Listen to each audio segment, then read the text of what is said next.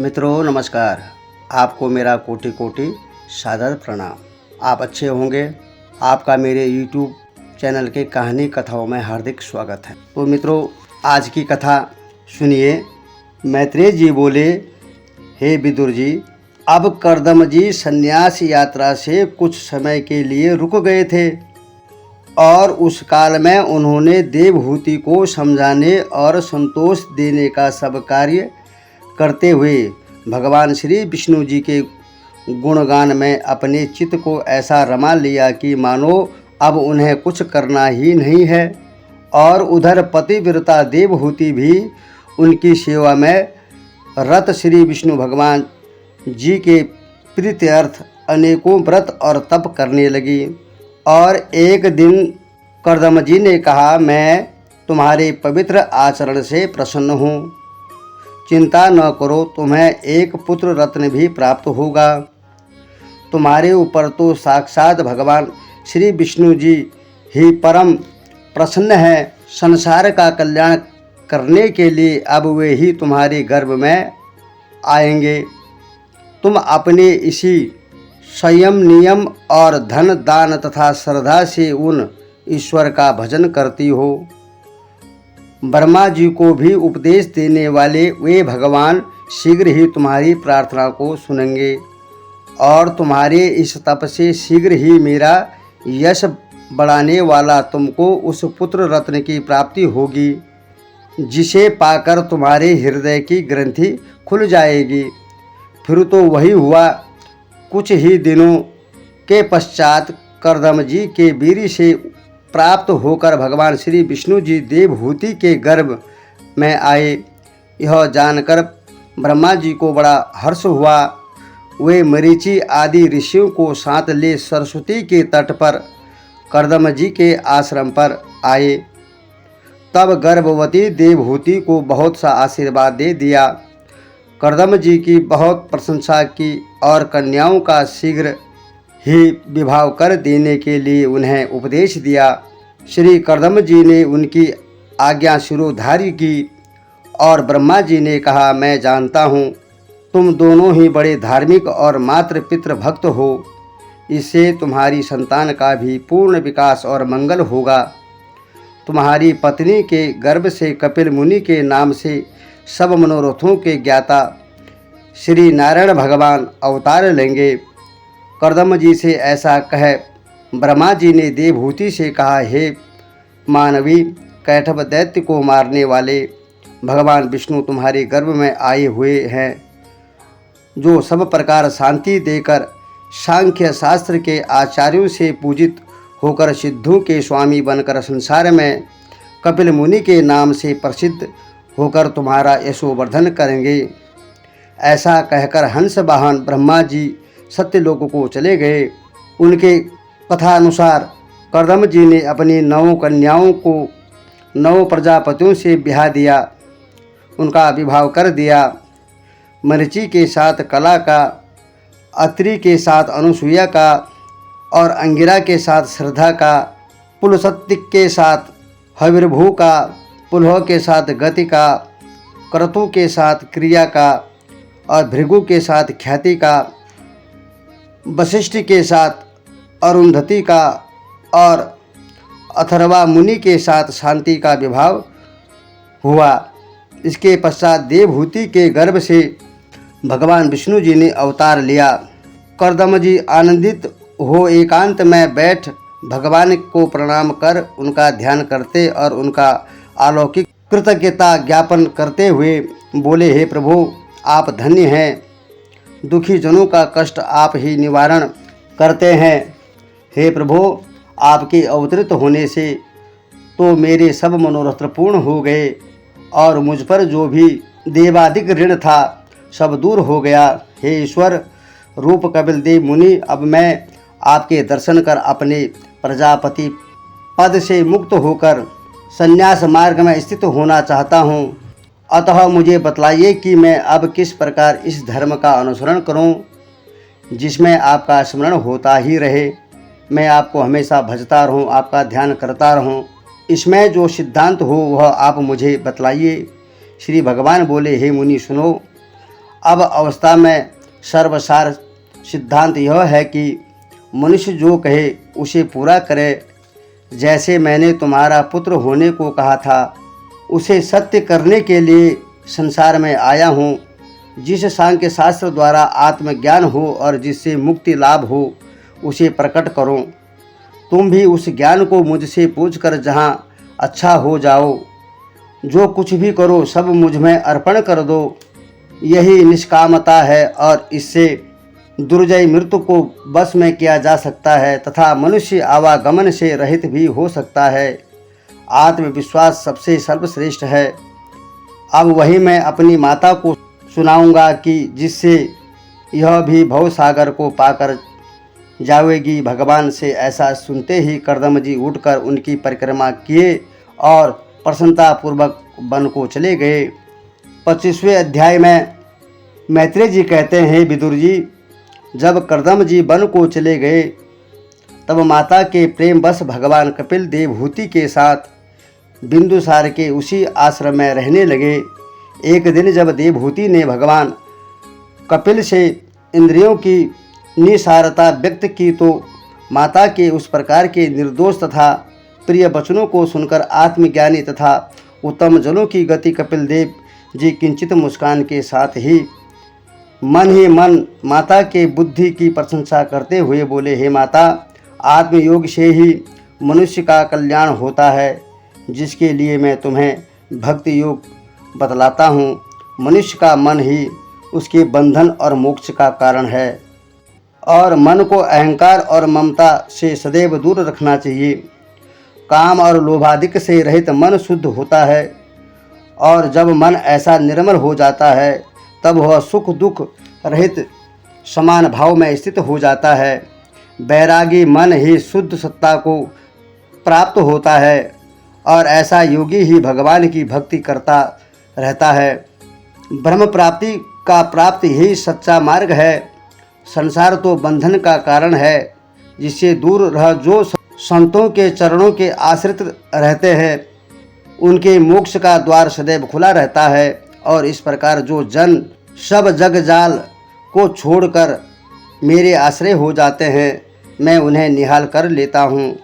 मेरी कथाओं को सुनना, मेरा गुणगान करना, कहना और हर समय मुझ में ही अपने चित्त को लगाए रहना, संतों का साथ रहना और उनका साथ करना इत्यादि इस प्रकार के शुभ आचरण से प्राणी को मेरे पराक्रम का ज्ञान प्राप्त होता है।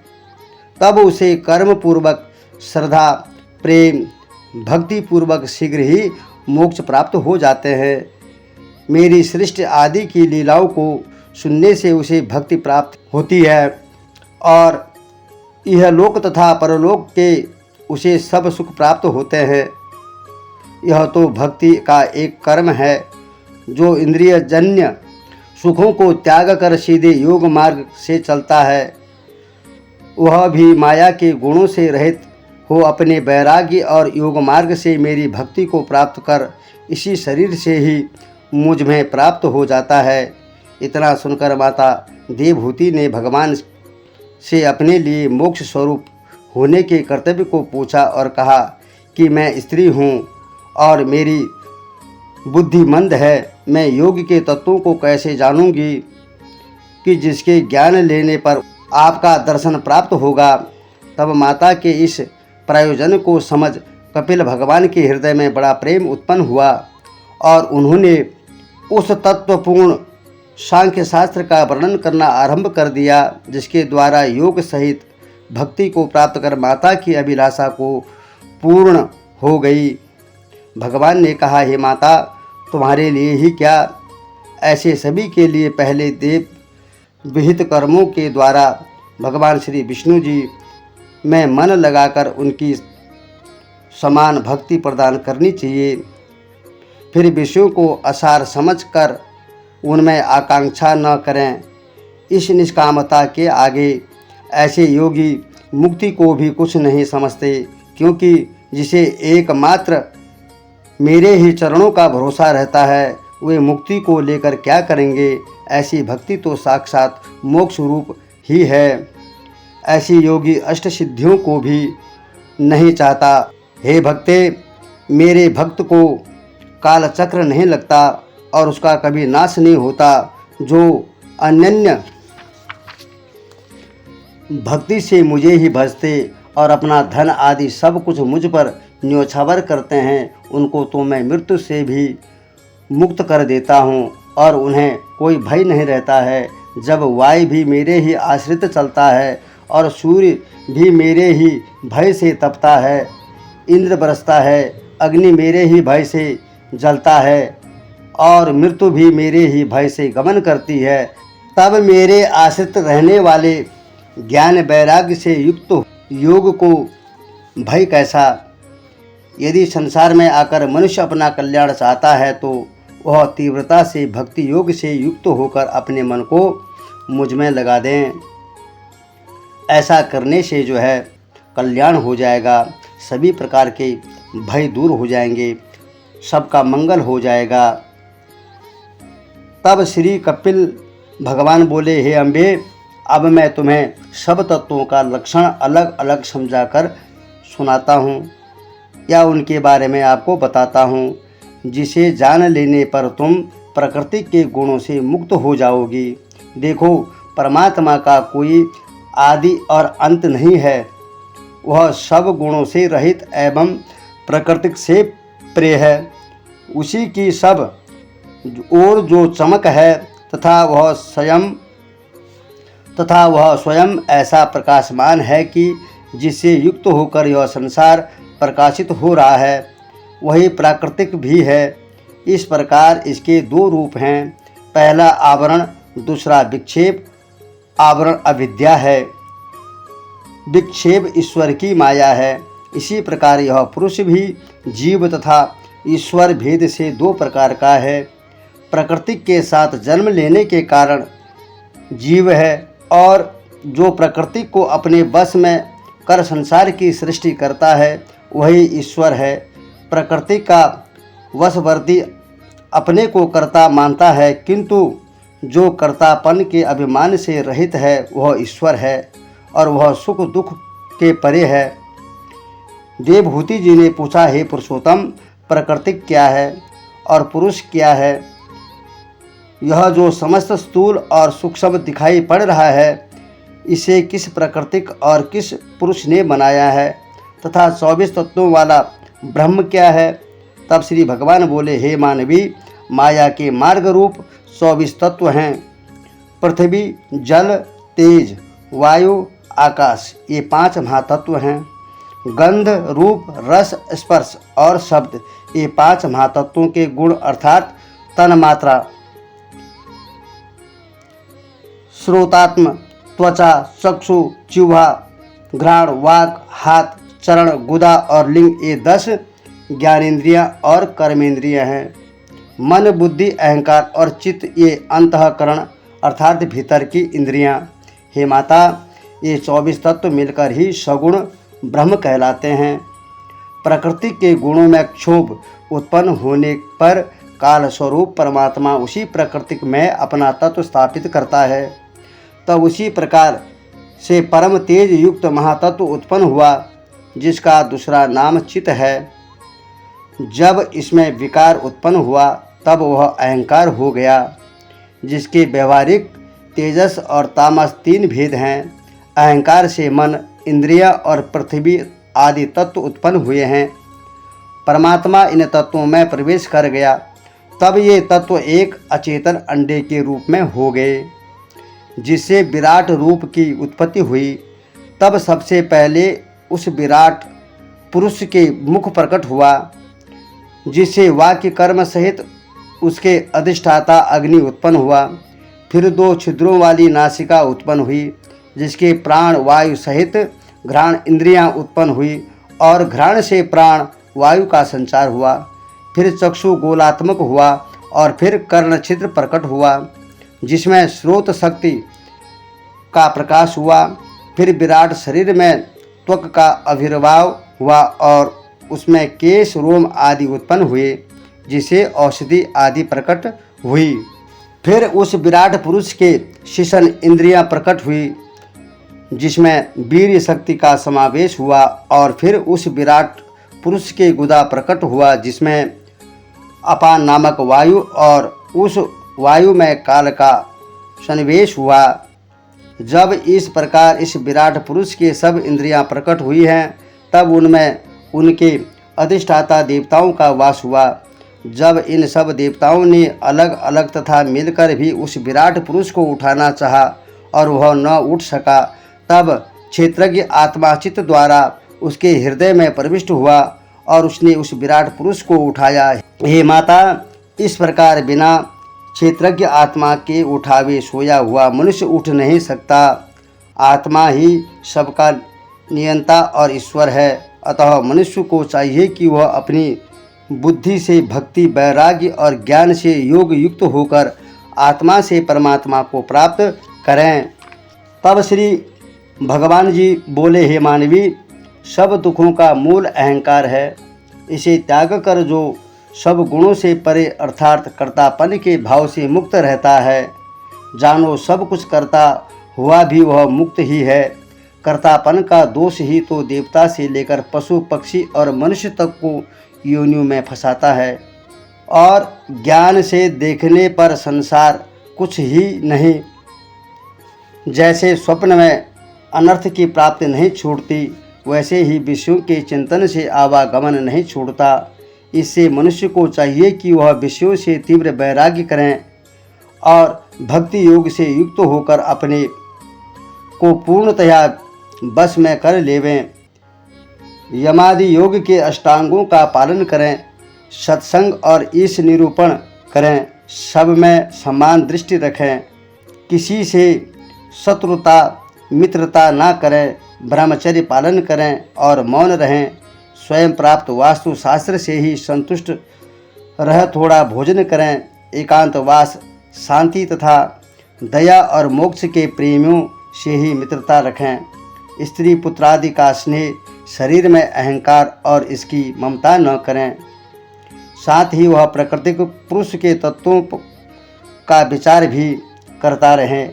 वही ज्ञान युक्त योगी जागृत, स्वप्न, सुषुप्ति तीनों अवस्थाओं को पार करता है और वही शुद्ध आत्मा को जानकर आत्मदर्शी होता है। ऐसे आत्मदर्शी और तत्वज्ञानी पुरुष की प्रकृति कुछ नहीं कर सकती। वह अपने एकमात्र वैराग्य से ब्रह्मलोक तक डंका बजा लेता है। आत्मज्ञान होने से उसके सारे संदेह स्वयं ही नाश हो जाते हैं। यहाँ तक कि ऐसा योगी लिंग शरीर का भी नाश कर आवागमन से युक्त हो जाता है। हे माता, इस प्रकार जो अपने चित्त को मुझ में लगाकर योग युक्त हो जाता है और समृद्ध मायाओं में नहीं भूलता, उसे मृत्यु के हाथ नहीं फंसना पड़ता, अर्थात उसे मेरी आत्मिक गति प्राप्त हो जाती है और इसी में सबका कल्याण होगा और सबका मनोरथ सिद्ध होगा। तब श्री कपिल भगवान बोले, हे राजकन्या, अब मैं तुम्हारे एक ऐसा योग कहता हूँ कि जिसके अभ्यास से मन उत्तम मार्ग को प्राप्त हो जाता है।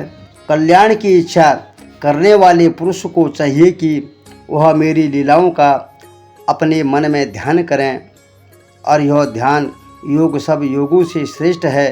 ध्यान करते करते जब मन एकाग्र हो जाता है तब साधक को बड़ा आनंद आ जाता है, वह मेरे में रम जाता है। ऐसे योग साधक को उचित है कि वह निरालस्य हो, प्राण वायु को बस में करें और इसके लिए किसी एकांत स्थान में सुखासन से बैठ शरीर को सीधा कर प्राणायाम करें। प्राणायाम से मन की बहुत कुछ चंचलता और पाप नष्ट हो जाते हैं। फिर मुझ में धारण कर सांसारिक वस्तुओं से चित्त को हटाकर मन को मुझ में लगावे। आसन और प्राणायाम से मन योग युक्त एवं निर्मल हो जाता है। तब एकाग्र भाव से नासिका के अग्रभाग में मन की दृष्टि से मन को वहाँ स्थित कर भगवान की सुंदर मूर्ति का ध्यान करें। भगवान तो भक्तों के हृदय में सदा विराजमान रहते हैं और भगवान अपने भक्तों का हमेशा कल्याण करते रहते हैं, जिनका रूप परम शांत और प्रशंसनीय है। इस प्रकार योग युक्त योगी एवं अभ्यासी नेत्र बंद किए उस स्थान में भगवान का दर्शन करें। उनके उस रूप को देखने से उनका मन शांत और नेत्र संतुष्ट हो जाते हैं।